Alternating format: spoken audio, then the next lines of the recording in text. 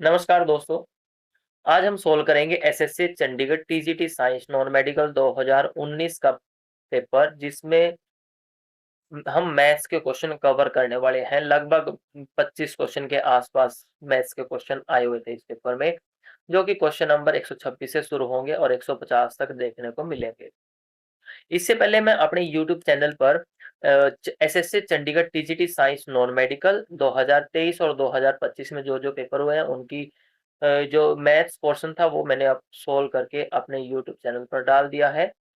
और Chandigarh TGT maths के paper के सॉल्यूशन डाल दिए हैं। रेगुलर भर्ती चंडीगढ़ में आई थी 2024 में, उसमें टीजीटी पीजीटी मैथ्स और टीजीटी साइंस नॉन मेडिकल में जो मैथ आया था उसके सॉल्यूशन भी मैंने अपने यूट्यूब चैनल पर डाल दिए हैं। और आने वाली वीडियोस में हम सोल्व करेंगे कि एसएससी टीजीटी मैथ्स 2019। अब हम नॉन मेडिकल का पेपर सोल्व करने वाले हैं। और इससे पहले जो रेगुलर भर्ती आई थी 2015 में चंडीगढ़ में, उसके टीजीटी साइंस नॉन मेडिकल के और टीजीटी मैथ्स के क्वेश्चन हम सोल्व करने वाले हैं। चलिए तो बिना देरी किए हम सोल्व करते हैं अब क्वेश्चन नंबर 126 से। देखो जो क्वेश्चन में क्या दे रखा है, इससे पहले वाले क्वेश्चन केमिस्ट्री और फिजिक्स के हैं, हम केवल मैथ्स पोर्शन कवर करने वाले हैं।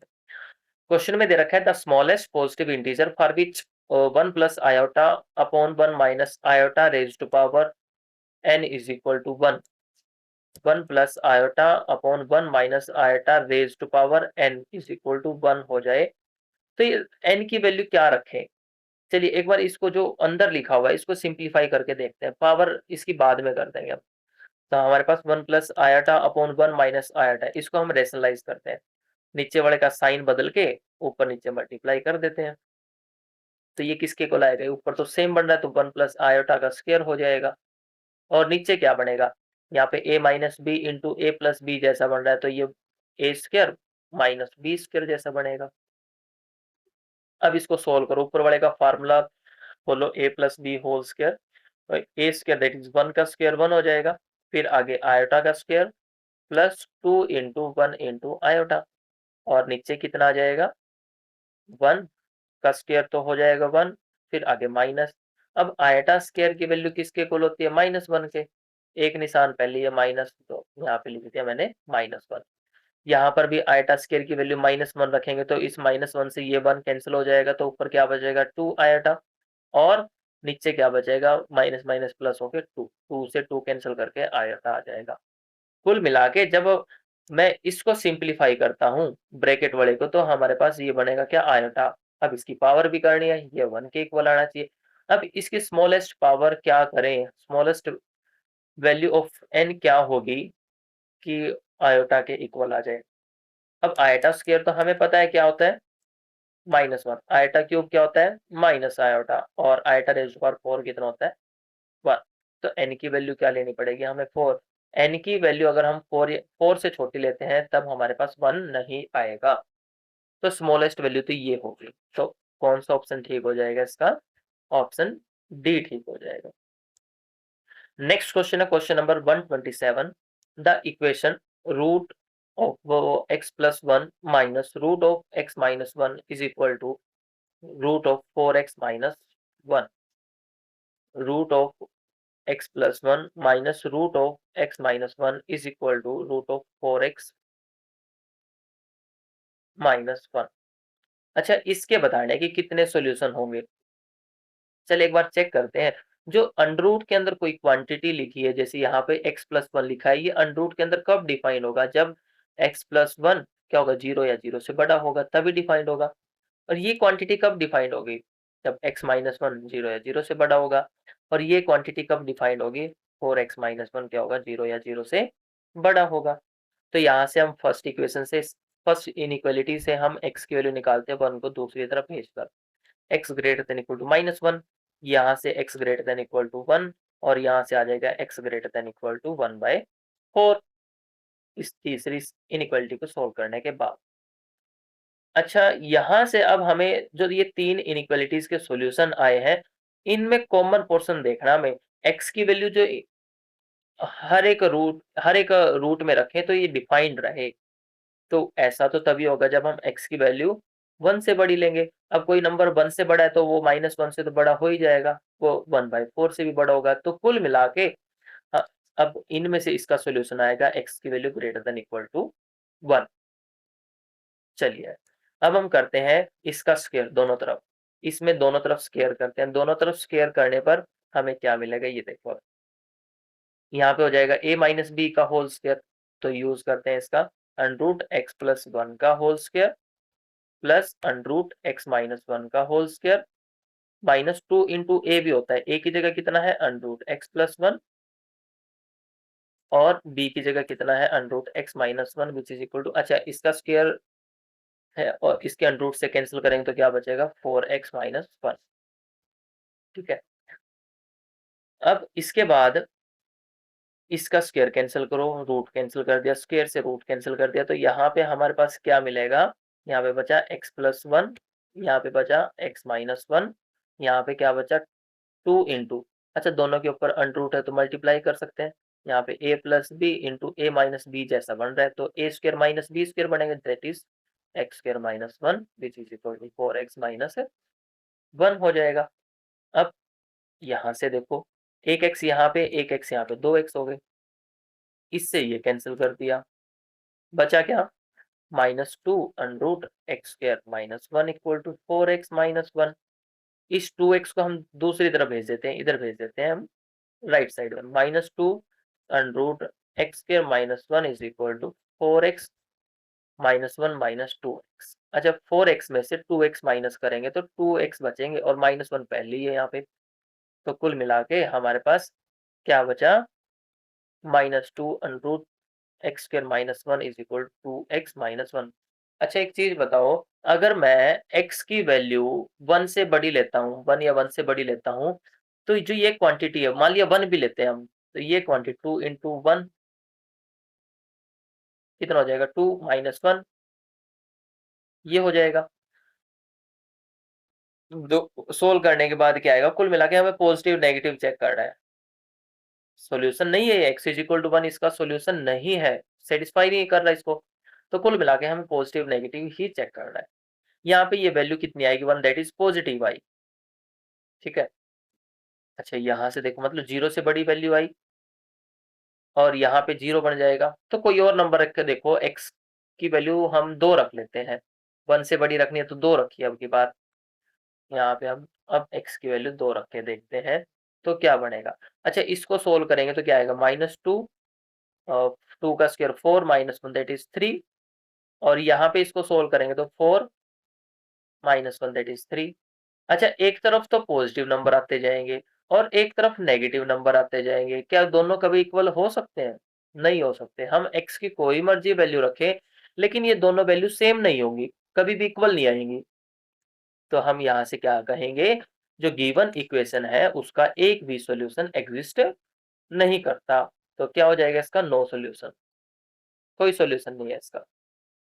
नेक्स्ट है क्वेश्चन नंबर 128।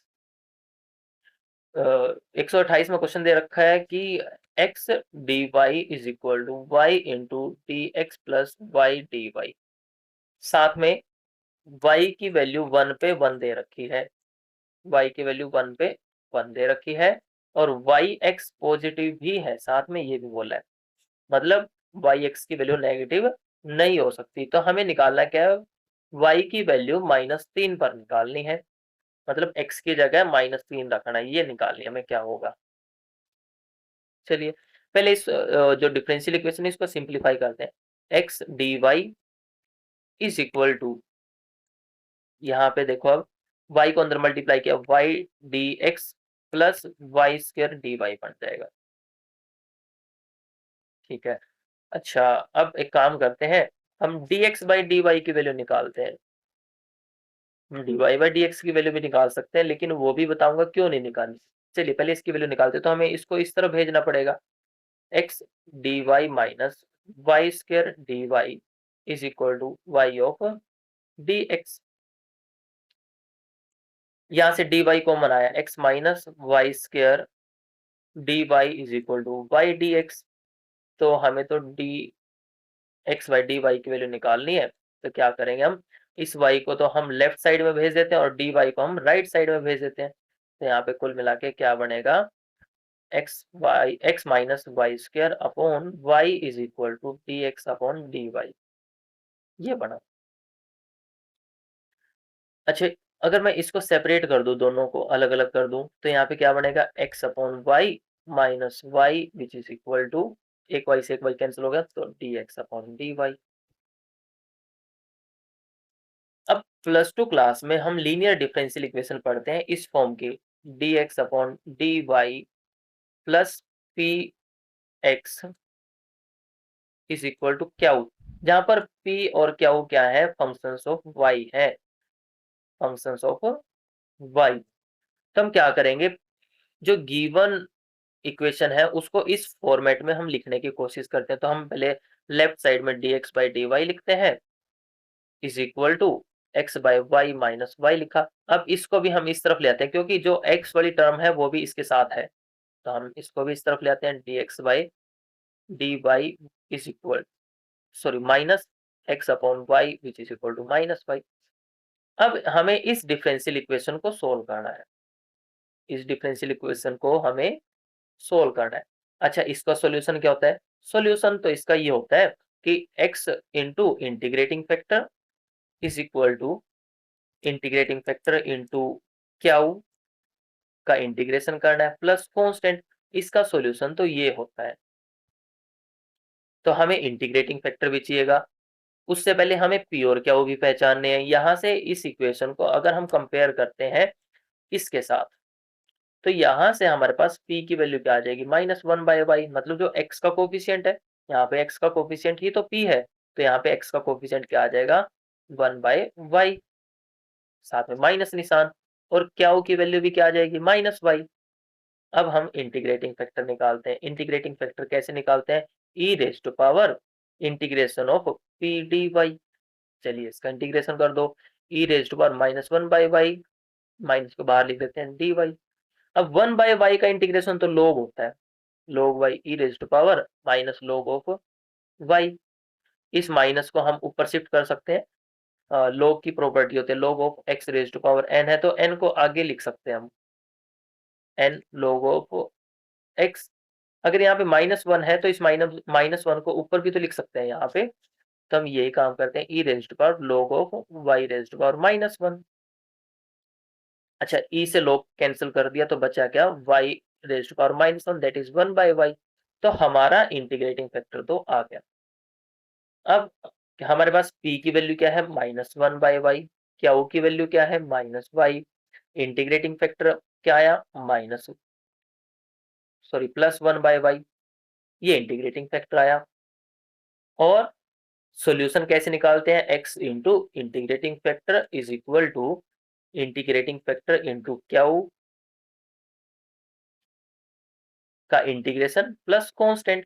तो हम सारी की सारी वैल्यू इसमें रख देते हैं, x इंटू इंटीग्रेटिंग फैक्टर क्या आया, 1 upon Y which is equal to, यहाँ पर 1 अपॉन वाई रखा, क्यू की वैल्यू क्या थी, -y, यहाँ पे रखी प्लस कांस्टेंट, इसका इंटीग्रेशन कर देंगे y के रिस्पेक्ट में, y से y कैंसिल कर दिया, -1 बचा, -1 का इंटीग्रेशन क्या हो जाएगा, -y प्लस कांस्टेंट। तो कुल मिला के x upon Y is equal to -y plus c आया। अब क्वेश्चन में क्या दे रखा है, y की वैल्यू 1 पे क्या है, 1, मतलब x की जगह अगर 1 रखते हैं तो y की वैल्यू भी 1 होगी। तो यहाँ पे रखा हमें c की वैल्यू निकालने के लिए, इसको इक्वेशन नंबर 1 नाम दे देते हैं, 1 upon 1 which is equal to -1 plus c, x और y की 1 रखते वैल्यू। यहाँ पे ये लेफ्ट साइड में 1 हो जाएगा, इस 1 को इधर भेजेंगे, प्लस का 1, 1 प्लस 1 2, दैट इज c की वैल्यू कितनी आ जाएगी, 2। अब इक्वेशन 1 में रख दो वापिस, इक्वेशन 1 में रखने पर x upon Y is equal to -y plus 2 आ। अब हमें चाहिए क्या, y की वैल्यू चाहिए जब x की वैल्यू कितनी हो जाती है, -3। तो यहाँ पे -3 रखो, पहले काम करेंगे, इस जो बटे में y है इसको हम राइट साइड में भेज देते हैं, x is equal to multiply करेंगे -y² प्लस 2y। अच्छा, ये माइनस वाली टर्म अच्छी नहीं लग रही, इन दोनों को इस तरफ भेज दो, तो ये प्लस हो जाएगा y² माइनस 2y, साथ में plus x is equal to 0। अब x की वैल्यू -3 रखनी है हमें, Y square minus 2y minus 3 equal to 0। अब ये क्वाड्रेटिक इक्वेशन बन गई y में, वैल्यू निकाल देते हैं हम। अच्छा, इसके फैक्टर बनाते हैं। मल्टीप्लाई करने पर ऐसे दो नंबर बताने हैं, मल्टीप्लाई करने पर -3 आए और उनको प्लस माइनस करें तो कितना आए -2। ऐसे कौन से होंगे, -3 इंटू 1 करेंगे तो -3 ही आएगा, लेकिन -3 को 1 में जोड़ेंगे वो -2 आएगा। तो इसको बीच वाले नंबर को या फिर मिडल टर्म को स्प्लिट कर दिया हमने 3y प्लस y में, -3 इक्वल टू 0। यहाँ से y कॉमन आया, y -3 बचा। यहाँ से 1 कॉमन आएगा, y -3 बचा इक्वल टू 0। इसको सोल्व किया तो कॉमन क्या आएगा, y -3 बचा क्या, y प्लस 1 इक्वल टू 0। यहाँ से y की दो वैल्यू आई, क्या, y is equal to 3 and y is equal to -1 आई। लेकिन साथ में एक चीज और बोली थी, y x की वैल्यू हमेशा 0 से बड़ी होगी, मतलब पॉजिटिव नंबर लेना, तो y की वैल्यू कितनी आ जाएगी, 3 आ जाएगी। तो कौन सा ऑप्शन ठीक हो जाएगा इसका, y की वैल्यू आई 3, तो कौन सा ऑप्शन ठीक हो जाएगा, ऑप्शन ए ठीक हो जाएगा। नेक्स्ट क्वेश्चन है question number 129। Which of the following number is rational. Rational number कौन सा होता है ये चेक करना है। अच्छा, रूट सॉरी साइन 15 की वैल्यू निकालनी है। अब साइन 15 डिग्री, इस 15 डिग्री को हम क्या लिख सकते हैं, साइन ऑफ 45 माइनस 30 डिग्री लिख सकते हैं। अच्छा, sine of a minus b का फार्मूला लगा दो इस पे। Sine of a minus b का फार्मूला क्या होता है, sine of a minus b का फार्मूला होता है sine a cos b minus sine b cos a. तो वैल्यू रख देते हैं ए और बी की, ए की जगह 45 और बी की जगह क्या है 30 है। तो यहाँ पे रखा sine 45 degree cos 30 degree minus sine 30 degree cos of 45 degree. हमने क्या किया, ए की जगह 45 रख दिया और बी की जगह 30। अच्छा, साइन 45 की वैल्यू कितनी होती है, 1/√2। कोस 30 की वैल्यू कितनी होती है, 1/2, 1/2 नहीं सॉरी, √3/2। माइनस साइन 30 की वैल्यू कितनी होती है, 1/2 और कोस 45 की वैल्यू 1/√2। 1/√2 इसमें से कॉमन लिया, 1/√2 कॉमन लिया, साथ में 2 भी कॉमन आ जाएगा, बचेगा क्या ऊपर, √3 माइनस 1 बचा। अब ये नंबर रेशनल है या इरेशनल है, ये तो इरेशनल नंबर है। तो कुल मिला के ये नंबर कैसा है, इरेशनल। ऐसे ही हम कोस 15 की वैल्यू निकालेंगे, ये नंबर भी रेशनल हो जाएगा। अब इसको चेक करते हैं एक बार, पहले दो तो रेशनल इरेशनल आ गए, इसको चेक करो।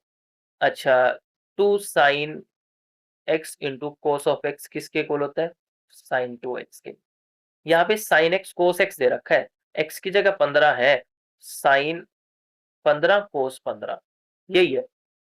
लेकिन दो की कमी, हम क्या करेंगे, दो को मल्टीप्लाई कर दो इससे और दो से डिवाइड कर दो, तो कोई फर्क थोड़ी पड़ेगा। तो 1/2 इंटू 1/2 तो बाहर वाला ऐसे कैसा। अच्छा, इसकी जगह क्या लिखूं, ये तो फार्मूला ही बढ़ जाएगा, साइन ऑफ 2 इंटू 15, ये कितना हो जाएगा, साइन 30 डिग्री हो जाएगा। साइन 30 पे वैल्यू कितनी होती है, 1/2, 1/2 एक 1/2 तो पहले ही था, और साइन 30 की वैल्यू कितनी आएगी, 1/2, दोनों को मल्टीप्लाई किया 1/4। अब ये रेशनल है या इरेशनल है, ये तो रेशनल नंबर है, ये तो रेशनल हो गया। तो कौन सा पूछा था ऑप्शन, क्या क्वेश्चन क्या था, क्वेश्चन में पूछा था which one of the following is rational. तो कौन सा ऑप्शन ठीक हो जाएगा, ऑप्शन सी ठीक हो जाएगा।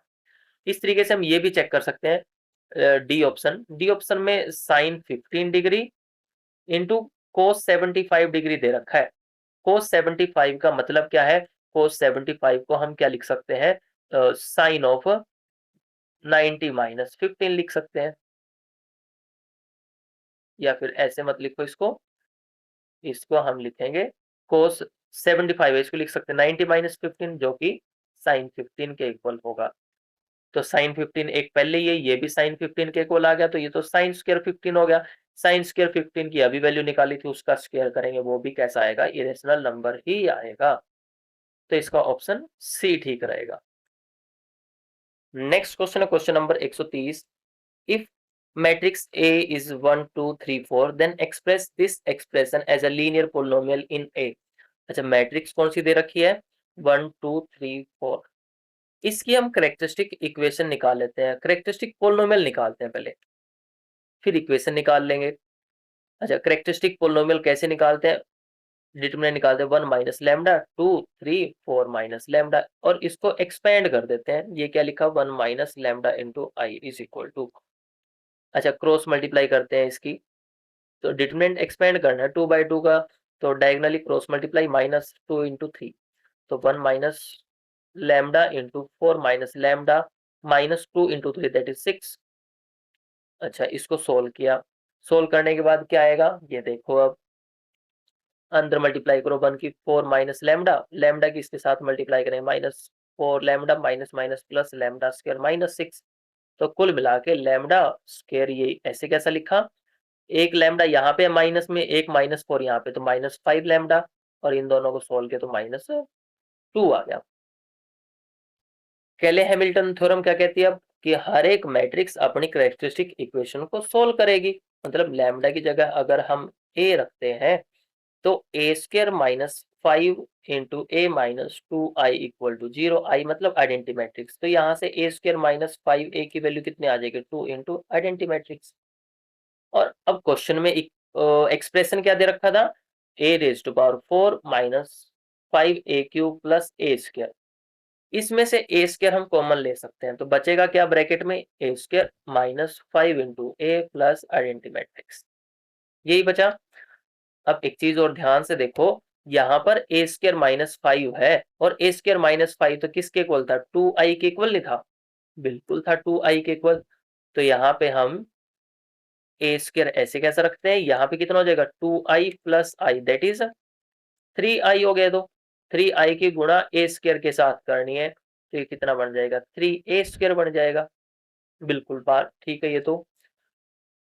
अब जो हमने कैरेक्टरिस्टिक इक्वेशन लिखी थी ये वाली, इसमें हमने बाद में केले हैमिल्टन थ्योरम यूज की, ये आया, तो यहाँ से अगर मैं ए स्क्र की वैल्यू निकालता हूँ तो 5a प्लस 2i नहीं हो जाएगी, दोनों को हम राइट साइड में ले आए, प्लस के हो गए, ए स्क्र की वैल्यू अब यहाँ पे रख दो, तो 3 into 5a plus 2i, multiply करो अंदर 3 की 15a प्लस 6i, तो ये हमारा एक्सप्रेशन कैसा आ गया, लीनियर एक्सप्रेशन आ गया। अच्छा ध्यान से देखोगे ऑप्शन, ये लीनियर एक्सप्रेशन तो नहीं है, तो ये ऑप्शन तो गया, ये भी लीनियर नहीं है, पावर 2 आ गई ना, ये भी गया, तो कौन सा ऑप्शन ठीक आया, अब हमारा ऑप्शन सी ठीक हो जाएगा। ठीक है, चलिए नेक्स्ट क्वेश्चन है क्वेश्चन नंबर 131। इस क्वेश्चन में क्या दे रखा है कि for interpolation where X values are not equally spaced which of the following method is the best choice. अच्छा, जो भी न्यूटन्स मेथड है, न्यूटन्स बैकवर्ड हो या फिर फॉरवर्ड मेथड हो या फिर स्टर्लिंग मेथड हो, ये इन तीनों मेथड्स में हमें जो डाटा चाहिए वो इक्वली स्पेस्ड होना चाहिए, जो एक्स की वैल्यूज दे रखी होती है वो इक्वली स्पेस्ड होनी चाहिए। लैग्रांज मेथड ऐसा है जिसमें हमें ये लिबर्टी मिल जाती है कि डाटा अगर इक्वली स्पेस्ड भी नहीं है तब भी हम उसको सोल्व कर पा रहे हैं, तो कौन सा ऑप्शन ठीक हो जाएगा, इसका ऑप्शन ए ठीक हो जाएगा। नेक्स्ट क्वेश्चन है question number 132, eigen values of this matrix. अच्छा, इस मैट्रिक्स की आइगन वैल्यू निकालने के दो तरीके हैं, एक तो इसका ट्रेस देखो पहले बच्चे, ट्रेस क्या होता है, sum of diagonal entries, sum of diagonal entries.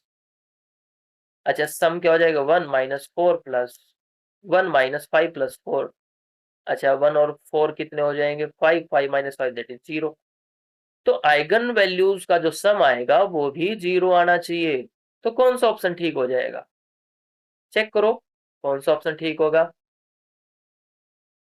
अच्छा इनका सम कितना आएगा 2 आएगा, गलत हो गया, इनका सम कितना आएगा ये आ सकता है 0, ये भी नहीं 0 आएगा, 2 से 2 कैंसिल हो जाएगा, सम करेंगे 4 आएगा, इनका सम कितना आएगा ये 6 आएगा, ये भी गलत हो गया, इनका सम कितना आएगा 0, तो कौन सा ऑप्शन ठीक हो जाएगा, इसका ऑप्शन डी ठीक हो जाएगा।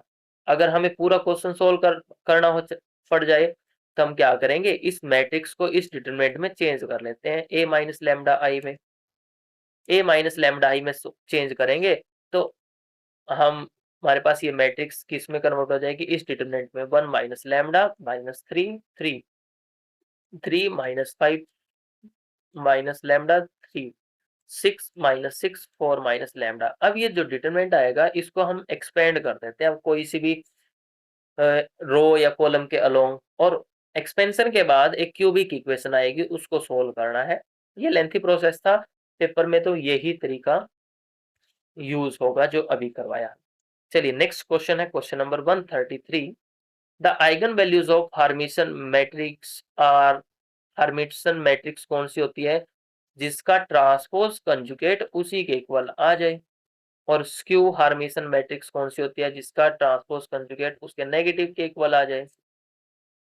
तो जो स्क्यू जो हार्मिशन मैट्रिक्स है उसकी आइगन वैल्यूज हमेशा रियल होती है। कैसी होती है? रियल। और इसकी कैसी होंगी? स्क्यू हार्मिशन की या तो जीरो होंगी या फिर इमेजिनरी होंगी। नेक्स्ट क्वेश्चन है क्वेश्चन नंबर 134।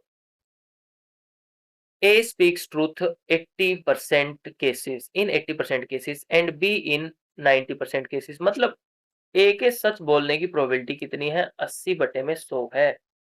और B के सच बोलने की प्रोबेबिलिटी कितनी है? 90 बटे में 100। In what percentage of cases are they likely to contradict each other in stating the same fact। कोई फैक्ट है, दोनों को बोलना है, कोई स्टेटमेंट देनी है, तो दोनों कॉन्ट्राडिक्ट करने चाहिए। मतलब अगर ए ने सच बोला तो भी बी क्या करेगा? झूठ बोलेगा। झूठ मतलब बी के ऊपर बार आ जाएगा। अगर ए ने झूठ बोला तो बी सच बोलेगा। तो इनकी प्रोबेबिलिटी ही तो निकालनी है हमें, प्रोबेबिलिटी का सम ही तो निकालना है। हम कर लेते हैं इसको। कैसे? यहाँ पे क्या आ जाएगा? Probability of A into probability of B bar plus probability of A bar into probability of B. अच्छा, प्रोबेबिलिटी ऑफ नॉट ए की प्रोबेबिलिटी क्या आ जाएगी? मतलब प्रोबेबिलिटी ऑफ ए बार क्या आ जाएगा? आ जाएगा 1 minus 80 by 100 that is 20 by 100। और यहाँ से बी बार कितने आ जाएगी प्रोबेबिलिटी? 10 बटे में 100। तो इनकी वैल्यू रख देते हैं हम इसमें। अच्छा, ए की प्रोबेबिलिटी कितनी दे रखी है? 80 बटे में 100। और बी के झूठ बोलने की प्रोबेबिलिटी है 10 बटे में 100, अभी निकाला था हमने। ए के झूठ बोलने की प्रोबेबिलिटी कितनी है? 20 बटे में 100। और बी के सच बोलने की प्रोबेबिलिटी कितनी थी? 90 बटे में 100। अच्छा, इनकी मल्टीप्लाई करो, ये कितना हो जाएगा? 800 बटे में 10,000 प्लस ये कितना हो जाएगा? 1800 बटे में 10,000। 2 जीरो से 2 जीरो काट दी और इधर भी 2 जीरो से 2 जीरो काट दी, तो क्या बचा? 8 बटे में 100 प्लस 18 बटे में 100। अब बेस सेम है तो डायरेक्ट ऐड कर देते हैं, कितना बनेगा? 26 बटे में 100। मतलब 26% चांसेस है कि दोनों एक दूसरे को कॉन्ट्राडिक्ट करें। तो कौन सा ऑप्शन ठीक हो जाएगा? इसका ऑप्शन बी ठीक हो जाएगा। चलिए नेक्स्ट क्वेश्चन है क्वेश्चन नंबर 135।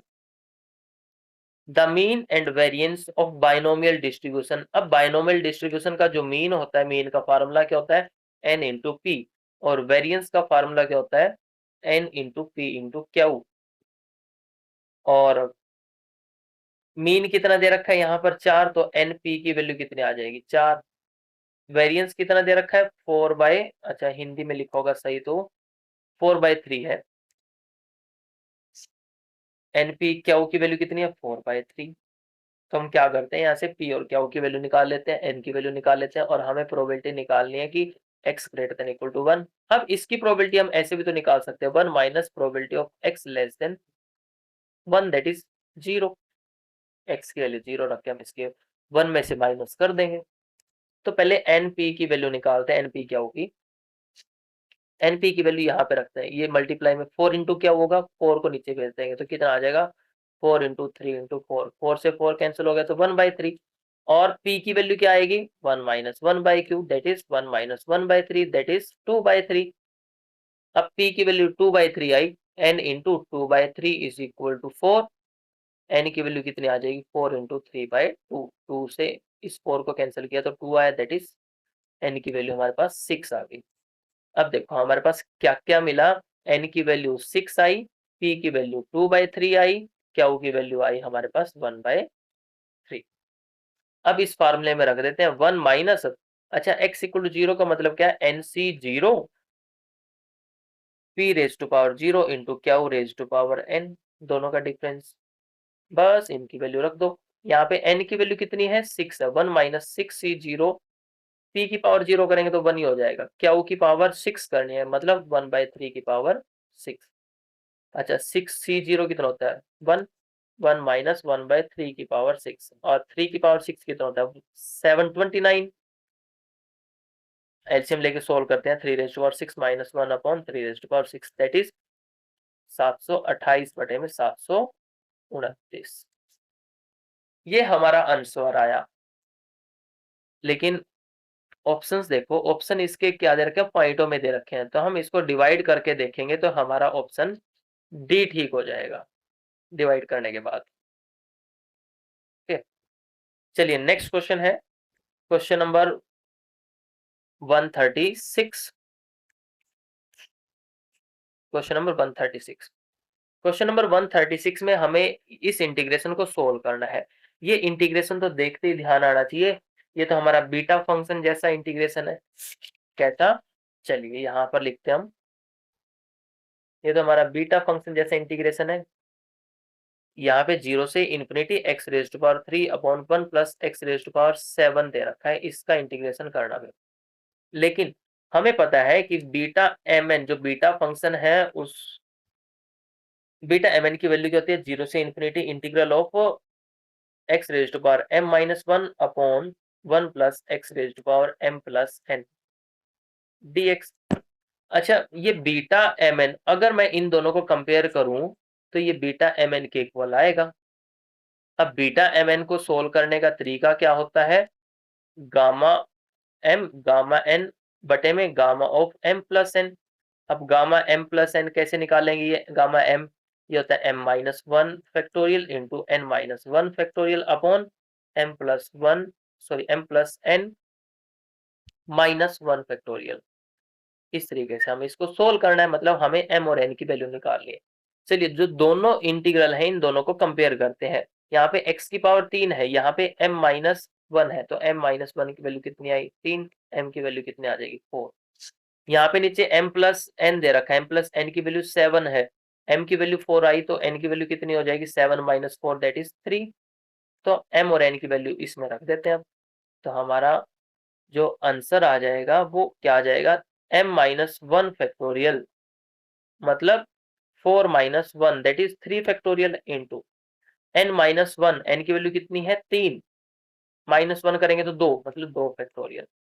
आगे दोनों का सम, मतलब 3 और 4 का सम, 7 में से एक गया 6, तो ये आ गया 6 फैक्टोरियल।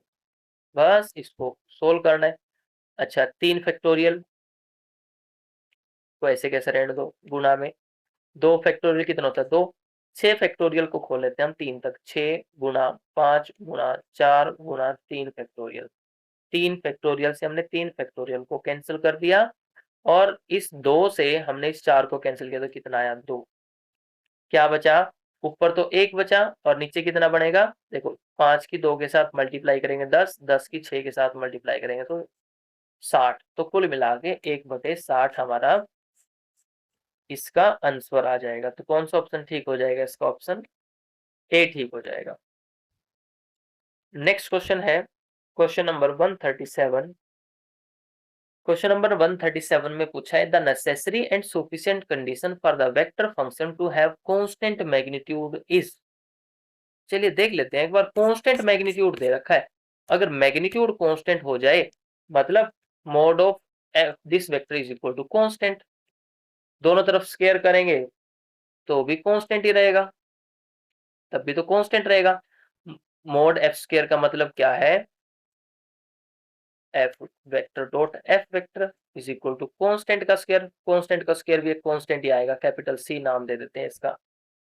अच्छा, टी के रिस्पेक्ट में दोनों तरफ डेरिवेटिव करते हैं, तो डेरिवेटिव करने के बाद क्या आएगा, ये देखो कैसे करोगे, डॉट प्रोडक्ट बिल्कुल सेम उसी तरीके से। एफ का डेरिवेटिव किया तो d F by D t आ जाएगा, into dot product of f plus, मतलब इसका डेरिवेटिव किया, ये ऐसे कैसा। अब फर्स्ट ऐसे कैसे रखते हैं और इसका डेरिवेटिव करते हैं, D F by D T. Constant का डेरिवेटिव तो 0 हो जाएगा, अच्छा, डॉट प्रोडक्ट करते हैं हम, ए डॉट बी करें या फिर बी डॉट ए करें तो कोई फर्क थोड़ी पड़ता है, दोनों सेम होते हैं। तो ये आगे पीछे ही तो लिखे हुए हैं, तो 2 टाइम्स हो जाएगा F vector into D, F by D T equal to 0। 2 को दूसरी तरफ भेज देते हैं तो नेसेसरी एंड सफिशिएंट कंडीशन हमारे पास ये आ जाती है निकल के। तो कौन सा ऑप्शन ठीक हो जाएगा, F vector dot D F by D T, तो ऑप्शन बी ठीक हो जाएगा इसका।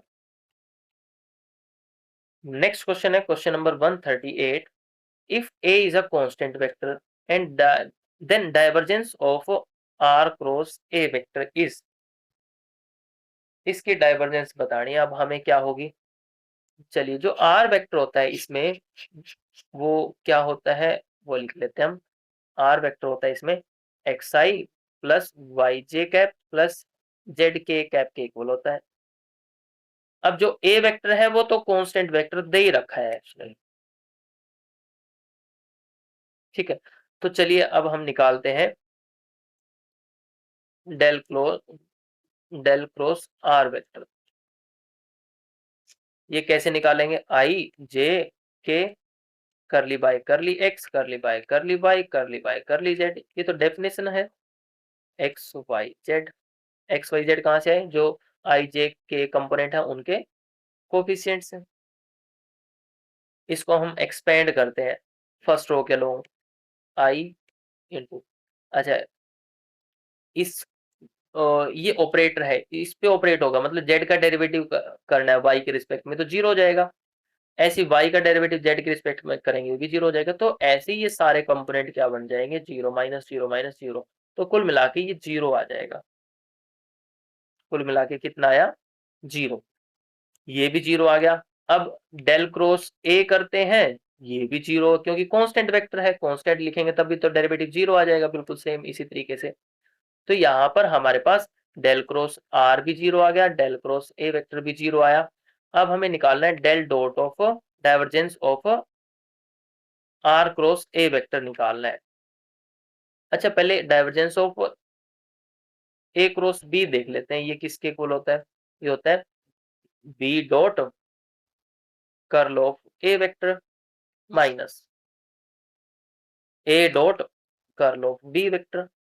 यहाँ पर ए की जगह क्या है हमारे पास, आर है, और बी की जगह क्या है, स्मॉल ए, तो इसमें रखते हैं value A vector dot divergence of R vector minus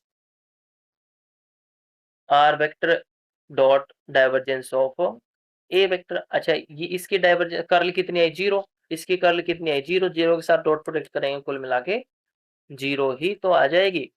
तो कौन सा ऑप्शन ठीक हो जाएगा इसका, ऑप्शन ए ठीक हो जाएगा। नेक्स्ट क्वेश्चन है क्वेश्चन नंबर 139।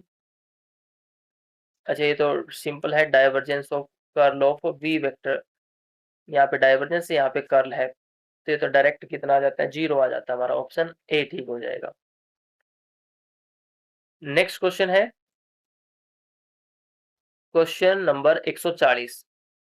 हमें निकालना है जो ये J10 दे रखा है, J10 का मतलब क्या है, Bessel functions of first kind, और जिसकी वैल्यू क्या होती है, J1 x is equal to होता है x by two minus x cube by 16 plus and so on, ये वैल्यू होती है इसकी। अच्छा, हमें तो इसका डेरिवेटिव चाहिए, तो इसका डेरिवेटिव करेंगे, J1 डैश करेंगे इसका, तो क्या आ जाएगा, डेरिवेटिव किया तो x का डेरिवेटिव तो 1, that is 1/2 minus 3x² by 16 and so on. हमें इसकी जीरो पे वैल्यू निकालनी है, x की जगह जीरो रखेंगे तो 1/2 तो ऐसे कैसा रहेगा, इसके बाद वाली जो भी टर्म है वो सारी की सारी जीरो हो जाएंगी। तो बचा क्या, 1/2, तो कौन सा ऑप्शन ठीक हो जाएगा, इसका ऑप्शन ए ठीक हो जाएगा। नेक्स्ट क्वेश्चन है question number 141, the angle between the concurrent forces p and 2p vector if the resultant is the magnitude of √7p। तो एंगल बताना है इनके बीच में क्या होगा। हमें फोर्स क्या दे रखे हैं, p vector and 2p vector, और रिजल्टेंट दे रखा है √7। √7 एक बार दोबारा चेक कर लेते हैं, √7p। अच्छा, जो कंकरेंट फोर्स है और रिजल्टेंट फोर्स के बीच में रिलेशन होता है वो क्या होता है, रिजल्टेंट फोर्स कैसे निकालते हैं, दोनों का स्क्वायर करो, पी वेक्टर का स्क्वायर या फिर यहाँ पे पी का स्क्वायर प्लस 2p का square plus 2p into 2 p, दोनों वेक्टर के multiply into cos of theta.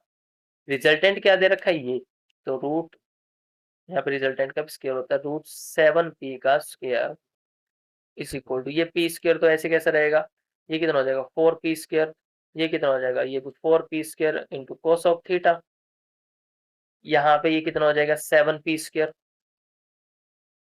यहाँ पे 5p स्क्वायर को इस तरफ ले आओ is equal to 4p square cos of theta. अच्छा कितना हो जाएगा 2p स्क्वायर, हमें तो cos थीटा की वैल्यू निकालनी है तो इसको बटे में ले आओ is equal to cos of theta, cancel करके कितना आएगा, तो 1/2 बचा, p स्क्वायर से p स्क्वायर कैंसिल हो गया, तो कुल मिला के 1/2 बचा। अब cos की वैल्यू 1/2 कब होती है, जब एंगल कितना हो जाता है 60 डिग्री, दैट इज π/3। तो कौन सा ऑप्शन ठीक हो जाएगा, इसका ऑप्शन सी ठीक हो जाएगा। नेक्स्ट क्वेश्चन है क्वेश्चन नंबर 142। अच्छा ये क्वेश्चन उसका है, फिजिक्स का क्वेश्चन है, इसलिए हम इसको स्किप कर रहे हैं। नेक्स्ट है question number 143, the geometric series, ये जीपी सीरीज दे रखी है, ये कन्वर्जेंट कब होती है, 1+r+r² एंड सो ऑन, ये हमारे पास जीपी सीरीज है, ये कन्वर्जेंट कब होती है, जब r मोड क्या हो 1 से छोटा हो। यहाँ पे r की जगह क्या है x दे रखा है, तो मोड x लेस देन 1 होना चाहिए तभी कन्वर्जेंट होगी। तो कौन सा ऑप्शन ठीक आ जाएगा, इसका ऑप्शन ए ठीक हो जाएगा। नेक्स्ट क्वेश्चन है क्वेश्चन नंबर 144। 144 में point of inflection of this curve निकालना है, तो इस कर्व को हम पहले साइड में लिख लेते हैं, y is equal to x³ minus 6x² plus 9x plus 1। अच्छा पॉइंट ऑफ इन्फ्लेक्शन क्या होता है, जहां पर डबल डेरिवेटिव क्या हो जाए, जीरो हो जाए, डबल डेरिवेटिव क्या हो जाए जीरो। तो हम इसको डेरिवेटिव किया, फर्स्ट डेरिवेटिव तो कितना हो जाएगा 3x² माइनस 12x प्लस 9, अब डबल डेरिवेटिव किया इसका 6x माइनस 12। अब पॉइंट ऑफ इन्फ्लेक्शन कब आएगा, जब डबल डेरिवेटिव जीरो होगा, जीरो हो जाएगा, तो जीरो रख दिया, यहाँ से x की वैल्यू निकाली, 12/6 कैंसिल करके कितना आया 2, x की वैल्यू 2 आई है, तो y की वैल्यू और चेक कर लो इसमें कितनी आएगी, y की वैल्यू कितनी आ जाएगी 2 की power 3 that is 8 minus 6 into 2 की power 2 that is 4 plus 9 into 2 plus 1, तो कितना आया ये 8 माइनस 24 प्लस 18 प्लस 1।